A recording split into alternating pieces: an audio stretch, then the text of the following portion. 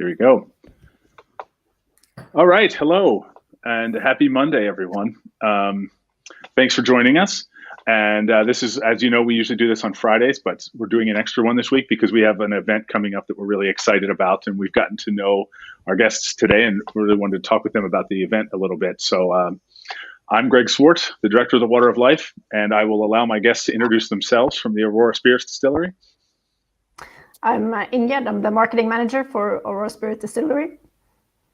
And I am Tor. I am one of the founders and also the CEO of the company. I believe, I've said this a lot, I hope I'm right, that you guys are the world's northernmost distillery. Is that correct?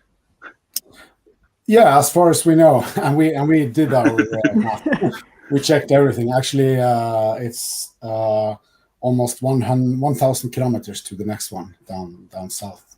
A lot of people think that Iceland is pretty north, but Iceland is actually, Reykjavik is, I think, 1,500 kilometers south from where we are. It's pretty far north, actually. Yeah, so it's almost on 70th degrees latitude, which is like northern Alaska, pretty much. Yeah, wow. Yeah, it's pretty far north. I mean, if it wasn't for the Gulf Stream, there wouldn't be people living in these areas.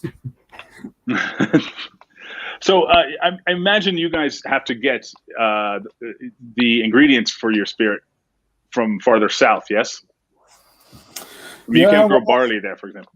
Yeah, well, actually, that's kind of interesting because when we started up, we made a partnership with the northernmost brewery in the world, which is called Mack Brewery.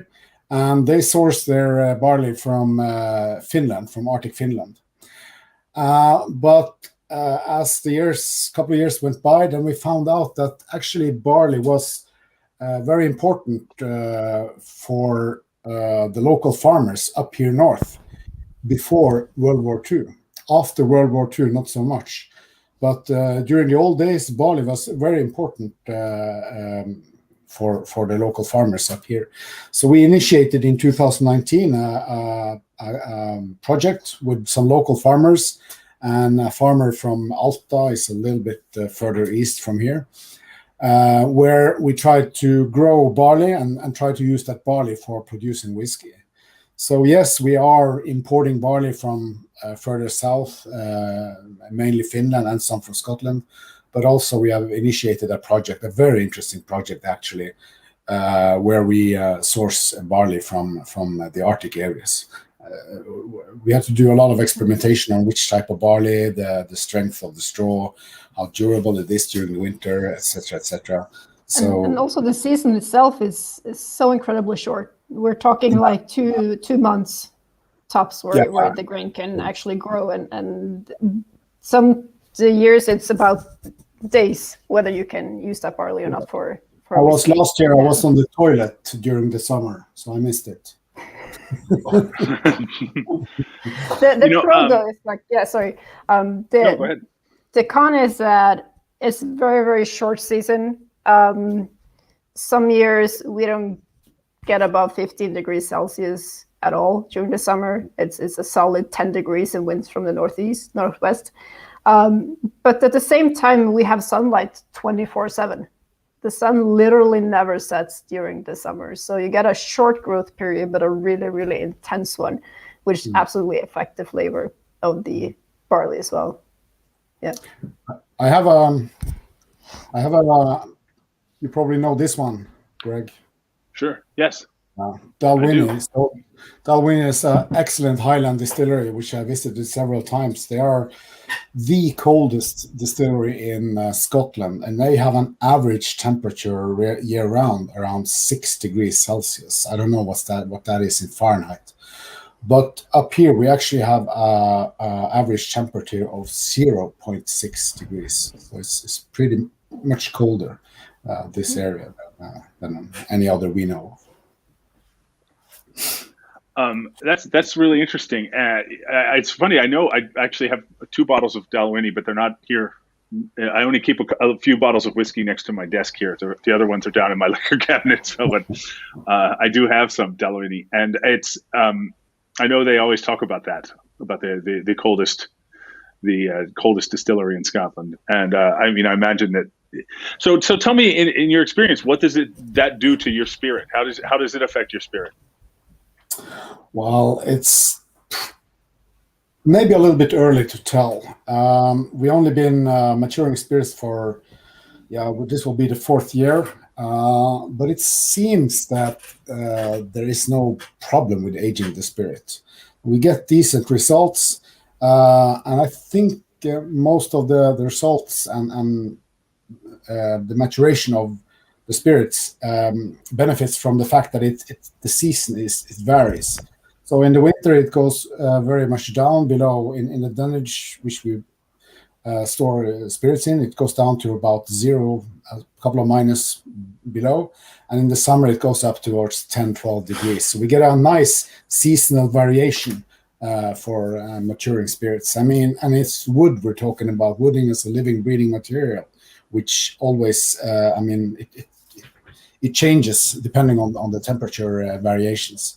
The air, the moisture percentage in the air where we are storing is pretty good, pretty decent.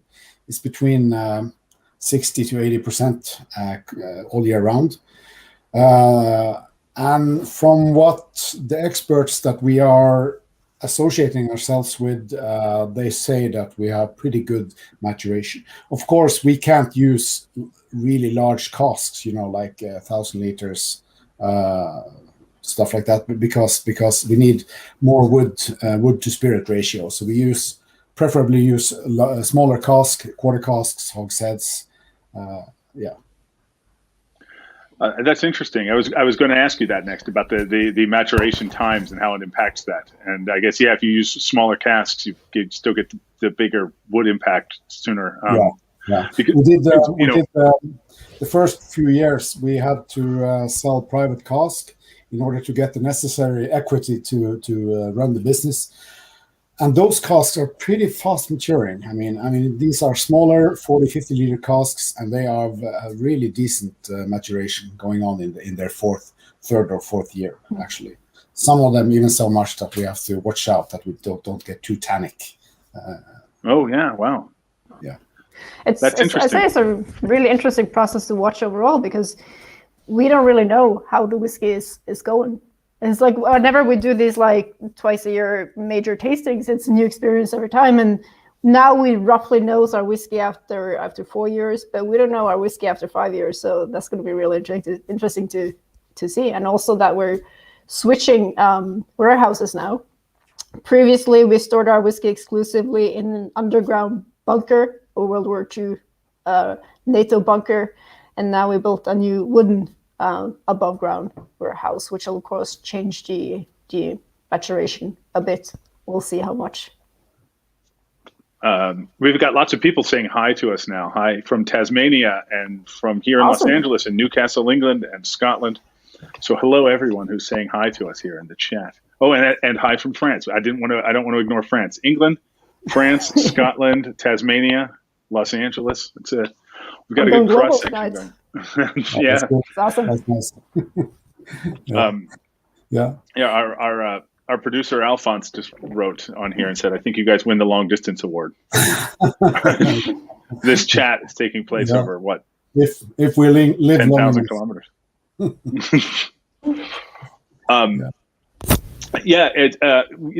shot part of the film in Australia, and where Jim McEwen was making whiskey, and it was interesting because that whiskey is maturing very fast. Even because I know most Australian whiskeys are made in Tasmania, which is the coolest part of Australia, but that's not where Cape Byron Distillery is, and it's almost tropical. And so it's their warehouse is underneath the distillery, so it's sort of semi underground, but it's maturing very quickly.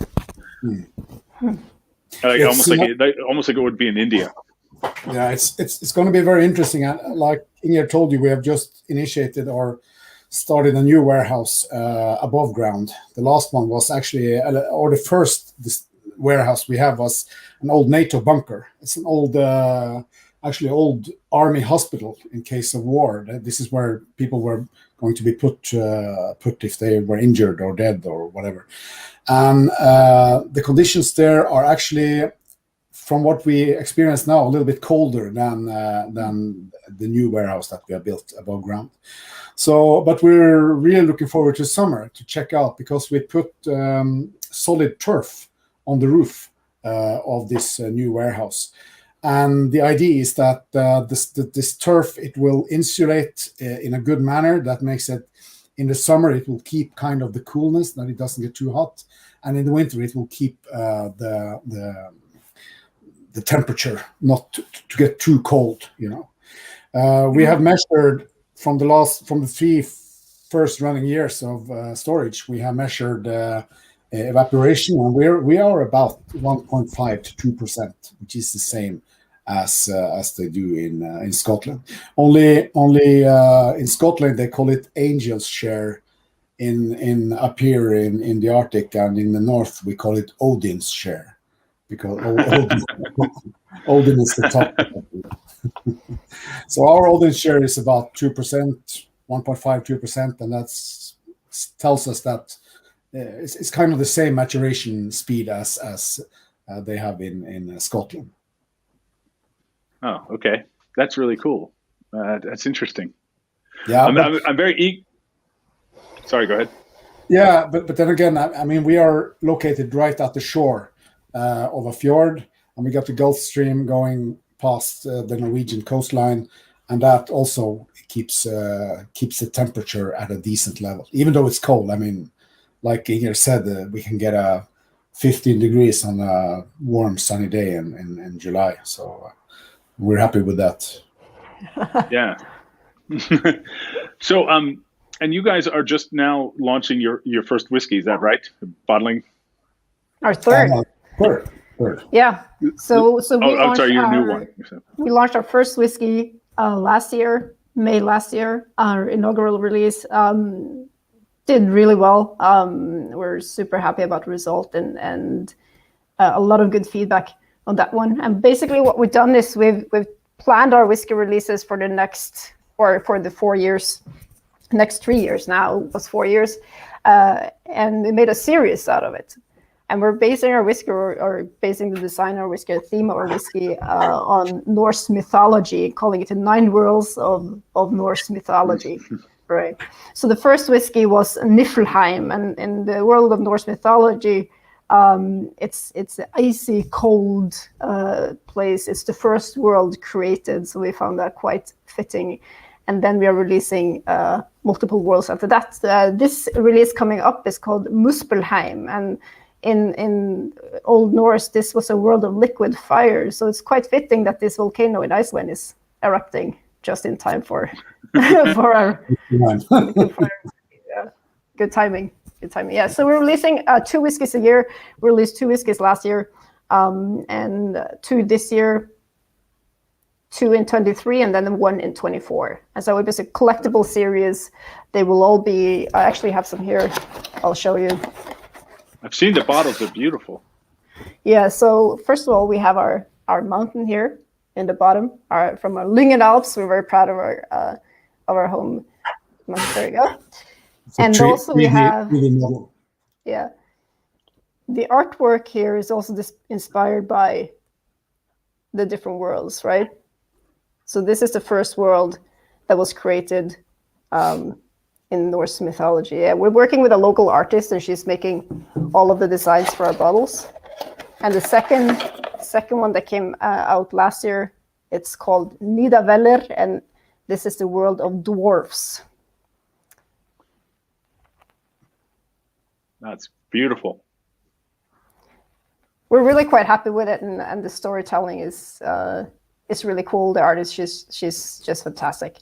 So for whiskey collectors, we just thought it was nice to make a little. I mean, we have so few bottles we're releasing because, as most new distilleries, we want to keep as much as we can, but we are forced by financial reasons to start selling whiskey early.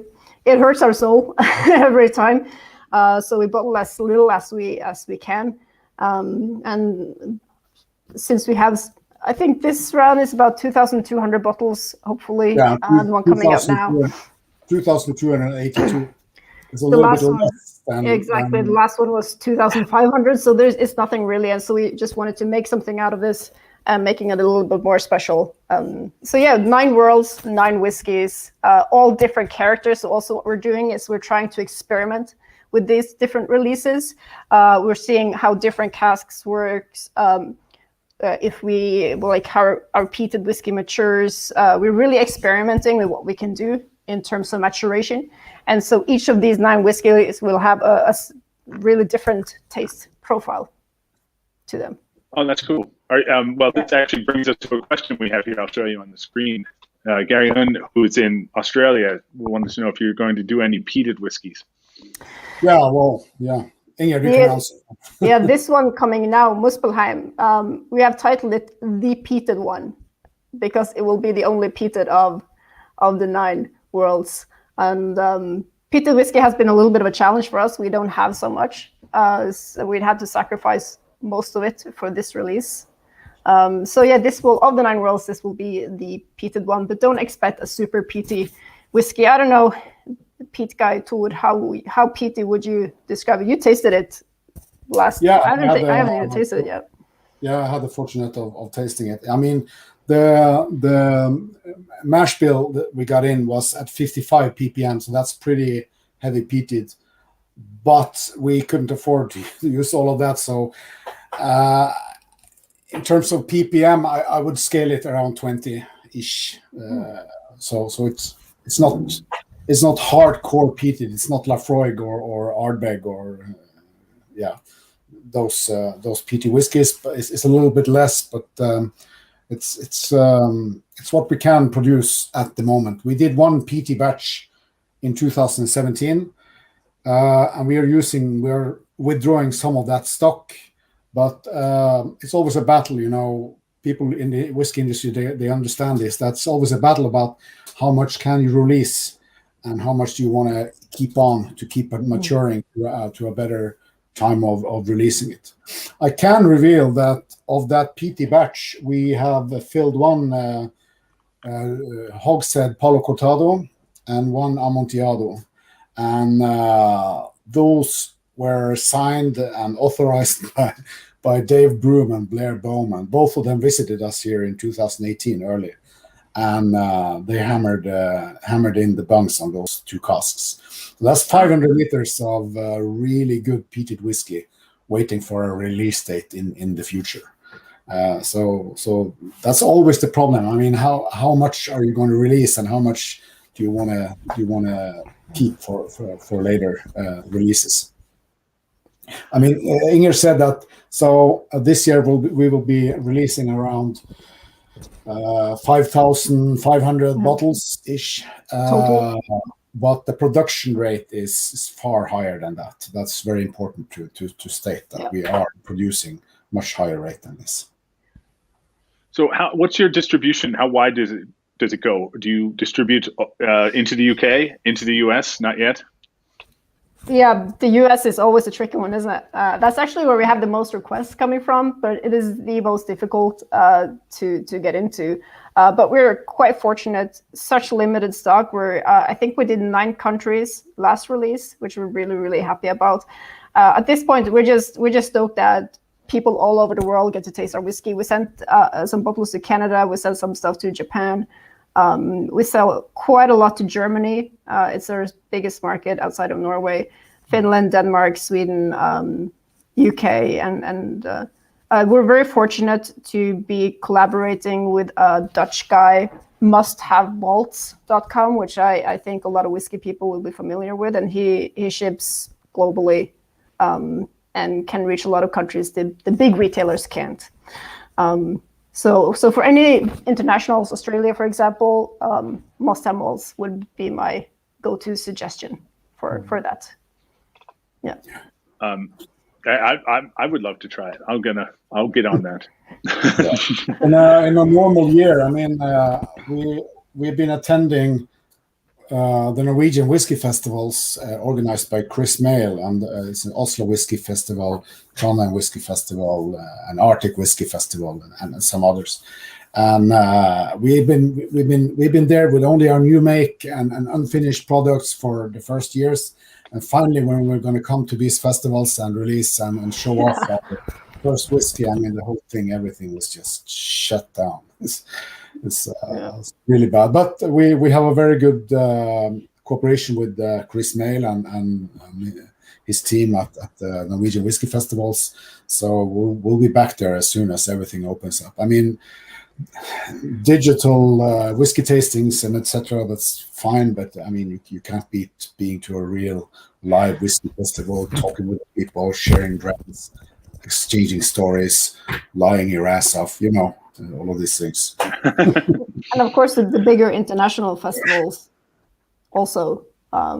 We have quite a big international following, which we think is amazing, and it's so great that people. We're such a small distillery, and we think it's fantastic. People want to watch what we're doing, and from all over the world, from Australia, South America, Japan, China, US, Canada, South Africa. So it's really fun, and we're really excited for the world to see what we have to offer. So at the moment, it's not so much about actually selling the whiskey, because the whiskey sells itself. It's such a small volume. So it's more about distributing it to the right places and making sure every market gets a little bit. But for those absolutely wanting to get a bottle, the first 20, we number every single bottle. The first 20 from each release goes to whiskeyauctioneer.com.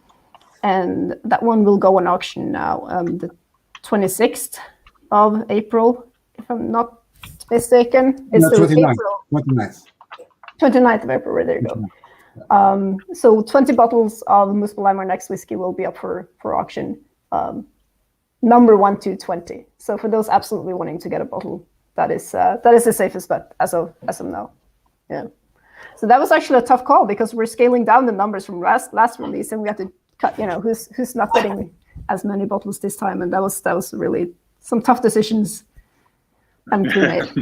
Some people were not so happy about it, but we didn't want to compromise on quality. Yeah. And are all of the whiskeys in this series going to be? They're all single malts, yes? They're all double distilled, or you're not doing any like triple distillation or anything? It's all double distilled, pot still, single malts. It's a pot still and 2 plates in a column still. So you can't argue that it's triple distilled. You can't argue that. I was just curious, because we were doing some more research about some Irish whiskey stuff, and sort of some of the distilleries that do, like, I think what Springbank is 2.83 times distilled. And they have a big chart on the wall. our technical guy, he did some calculations on it, and 2.7 something is what he got to. But again, it's hard to get the exact numbers on these things. When we were shooting at Springbank, they showed us the chart on the wall, and they said, "This explains it. But if you have any further questions, you're going to have to ask someone other than me," because the guy was like, "I can't explain it. The chart can. If that's not good enough, then you're kind of on your own." Tough luck. No, I mean, we're cutting pretty late, so try to saving as much as the original flavor as possible. And we're using, not we, but our wash supplier is using brewer's yeast. The nice thing about brewer's yeast is that it gives very fruity character of the new make, but at the same time, it doesn't yield as much alcohol. So our wash is about 8.5 and 9. It varies between 8 and 9, so that's not so very high. But then again, the new make is very fruity and caramelly, because the yeast doesn't eat up all the sugar. So there's still some sugars and caramel leftovers when we do the distillation to our column still. So that's interesting. There's a line we have in an interview we did with Alan Logan at Bruichladdich Distillery, and we didn't. It's actually not in the film, but it's something that's always stuck with me. It just didn't fit in the film. But he said he was talking about using beer barley and how the yields are just not there with beer barley. It's a very low yielding barley, but the flavors are unique and different and everything. And he said no one has ever nosed and then sipped a whiskey and said, "Man, is that an efficient whiskey?" No one. Excellent. I met Alan Logan actually when we were doing when all of our when the distillery was just an idea. I went over to Isla, me and the two of the co-founders. So we were three co-founders who were there. And I didn't know a squat about whiskey, nothing. I barely tasted, and it was just, I mean, it changed my whole everything. It changed everything for me. It was a big life changer. And especially going to Bruichladdich, I was very inspired by Alan Logan, who really took his time to explain the more intricate stuff in the whiskey industry. And I was struck by how open and how friendly they are, how they can share their knowledge and competence, which has been gained over centuries, to relatively strangers like ourselves. And I think it captured that pretty good in the film, Greg. I had the fortunate to I was so happy, one of the few individuals in Norway to have a preview of it, and I think it captured that professionalism and that sharing mentality that they have in Scotland. That's very inspiring for us to work. Oh, well, we tried very hard to convey that. And you know what I think is interesting about it is there's a confidence in doing that. You basically, if you are so confident in your ability to make what you're doing that you're willing to share it. You don't have to pretend I'm not going to tell you, I'm not going to share my recipe. If I'm the best chef in the world, I'm not going to be afraid to share my recipe with someone else, because they're still not going to be able to do what I'm going to do. And if they can, great, then you push each other forward and you kind of grow together. And I always find that very confident way to be, that there's a respect for how difficult it is and just how much goes into it. That is not the way it is done in Norway. In Norway, you try to keep it to yourself and make sure that nobody sees what you're up to. So that was very inspiring. I mean, and also, I hope that there are some Norwegian viewers following this live stream, and I highly recommend joining and seeing the video on Thursday. Is it? Yeah. Thursday. Yeah. I mean, the feeling I had when I came to Isla, I was a changed man when I came back from there. I mean, the feeling of the Isla, of the walking into the distillery, the smells, the fantastic sounds, the story. I mean, the whole full package. I think you nailed it, Greg, in your video. It was really, really interesting to see. Thank you.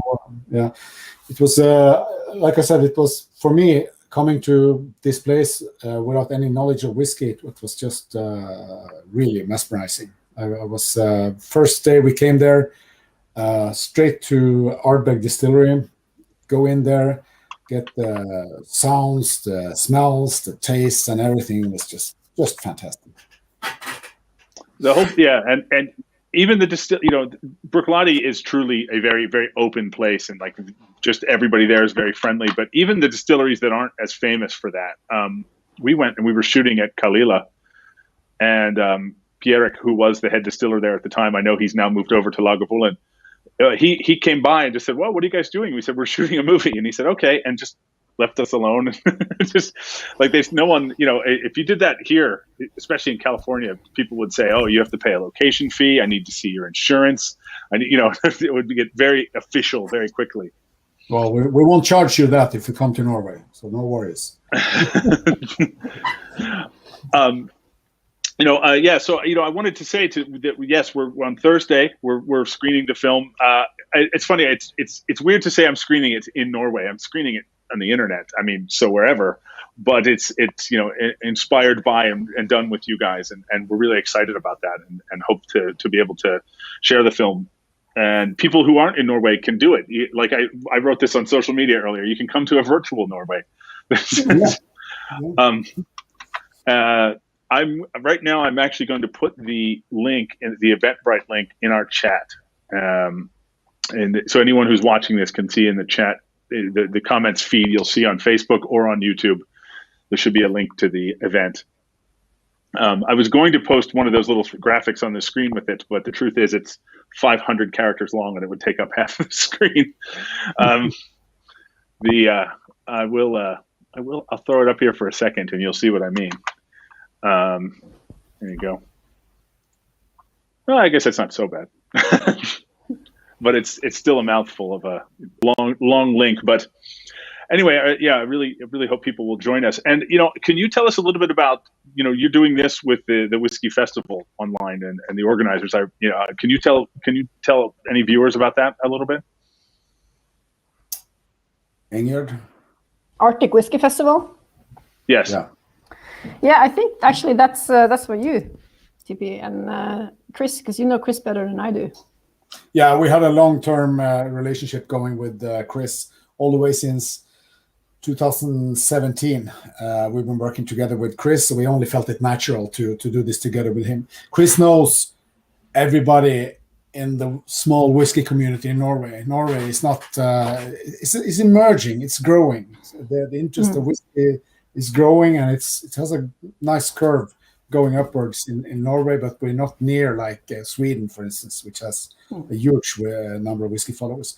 But Chris is an excellent guy. He's a keeper of the quaich, and he's the one to go to if you want to arrange something related to whiskey in Norway. Very skillful, very knowledgeable guy, very well connected. So it only felt natural to do it with him. And also everybody in the whiskey community are really longing, like I said, to get back to that stage where we can physically get together and enjoy good drams and talk about whiskey. So that's why we want to do it with him. And also we find it quite fitting with the Chris being the organizer of the Arctic Whiskey Festival, which takes place in the town of Tromsø in January every year. And in January, the Arctic is at its darkest and coldest. And so it's a nice little happening, bring people together and heat them up a little bit. It's not the biggest whiskey festival, but there's always such a good vibe, and it attracts quite a bit of people for such a small or relatively small town. That people in Tromsø are going to be offended when I say that. It's only about 60,000. But no, it's always good vibes, and people are very passionate about it. So, and it's the world's northernmost. So yeah, we're the world's northernmost distillery. So we found that a natural collaboration, basically. Yeah. So for people who are planning, if you're sitting anywhere else in the world, and once things are a little bit back to normal, if you're planning to go see the Northern Lights sometime in the Arctic, some people have a dream of seeing the Northern Lights. January is a nice time to do it, and you might catch the Arctic Whiskey Festival at the same time. Yeah, taste some local whiskey. Man, you can count me in when I can. I'm so I know I mentioned this to you guys before the first time we spoke. Is I've never seen the Aurora Borealis ever. And I've traveled a lot, and I just have never been at the right place at the right time. And when we were shooting Alan Logan, actually, when we went back to Isla, it was in January 2019. It was all over the news. It was so cold on Isla that and it was clear and cold and moonless, and you were going to see the Aurora. And I wound up I woke up like every hour all night to go outside and look. I never saw a thing. Then we went back to Glasgow the next day, and it was on the next night. It was just a huge show. So it's toying with me. Unpredictable, that Northern Lights. Yeah. And sometimes can be a real motivation as well. Well, here you go. Look at this. Here's a new comment from Gary Hunn down in Australia. Look at this. Is it. You need a collaboration with a Tassie distillery, Southern Lights special. Yeah. I've never seen the Southern Lights either. So yeah, that would be quite cool. Yeah, that would be really cool, actually. For sure. One of the things that I'm hoping that we can do as well is get the word out here over the next couple of days with about this screening with you guys there, and I'm not going to give it away now, but I'll tease it and then I'll tell you guys later. I'm going to give you guys like a special video that you can share along with the film too. That we've got some little extras and stuff here and stuff. So if people have seen the film and want to see it again, there might be a little bit extra. So hopefully that'll whet some appetites. Yeah, well, we're really looking forward to it. and we'll make sure that the whole community in Norway knows about the screening. Well, great. I talked to Blair the other day, and he was very excited about it. He said, because Blair's in the movie a lot. And I saw you had Blair on the show on Friday. I have to talk to him about his long beard. I'm not so sure if that's. Yeah, it's funny. Blair and I both independently of each other had the same idea. I always wear a beard, but my beard is usually like yours. Yeah. But when the pandemic began, I just said I'm going to stop shaving. So this is a record of the pandemic. So my beard's only gotten this long, but Blair's is like. Yeah, it was really a foot long. But I haven't met him in a couple of years now, so because of the pandemic, obviously. Yeah. No, Blair has been over here 2 times, so he is a really good friend of ours, and he's helped us with taste development and everything. So we're really happy with being friends with Blair. Excellent guy, and then very very young. I mean, he's only 30, I think. So yeah. That's perfect. Very good. Well, this has been really fun. I'm glad we did this. I really enjoy talking about whiskey anytime, and you guys have a really unique story, and I'm very excited to do this event with you. But I'm even more on a selfish level excited to try your whiskey at some point, and I'm gonna get there one way or another. But it's. I mean, the distillery itself, I've only seen photos, but it just absolutely looks amazing. And Blair assured me it doesn't. Blair was going on and on about it. It is. No, it's definitely worth a visit. We have a jacuzzi. You can sit outside and watch the Northern Lights while you're sipping your Arctic whiskey. That's exactly what Blair said. That's what he said. He said, "There's a jacuzzi, then you can watch the Northern Lights and drink whiskey." When Dave Broom and Blair came to us the first time, we didn't know them, and they came and we had a dinner and talked, and then the chairman of the board said, "Hey guys, let's go and have a jacuzzi." And I kid you not, 7 hours later we came out of the jacuzzi, the best of friends. So it's possible, yes. That sounds like my kind of evening. Yeah. Well, anyway, I know it's getting late there, guys, and if there's anything else you'd like to share, please do. But I've asked all the questions of you I'd like to ask, and I'm just excited about Thursday. Yeah, we are too. We are really looking forward to it, and we will do our best to promote it as much as possible. Definitely. Well, awesome. Yeah, because this is a film worth watching. It is. I mean, it's just for me. It was. I had tears in my eyes while watching it. But of course, there was this previous connection to Isla, which was very personal for me. We made the film hoping that it would be an emotional journey for people. At the end of the day, it's I hate to word it like this because it sounds disingenuous, but it's not. We wanted to make the story about the people more than about the whiskey. There's no, I mean, you've seen the film. There's no scene where someone sits down and says, it's, this much barley and, this much mash into this finer point and this long a mash. It's not about it. It's not a cooking show. it's a human story. So, but that's also what's so very interesting about this industry. There are so many genuine, skilled, competent, fantastic people in the industry. So it's a very good angle to have to focus on the people. Yeah, because there are so many genuine stars in this industry, which we are just seeing.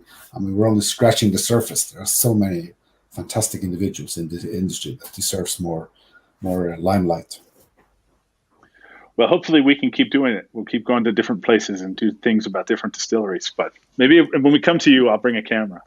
Yeah. And I know Alphonse is watching. He'll come along with his drone. That's good. That's good.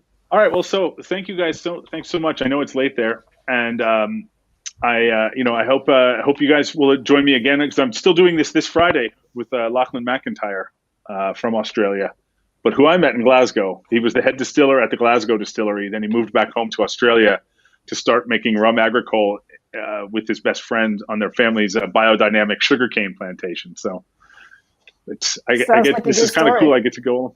Yeah, it is. So that'll be Friday. So, Yeah.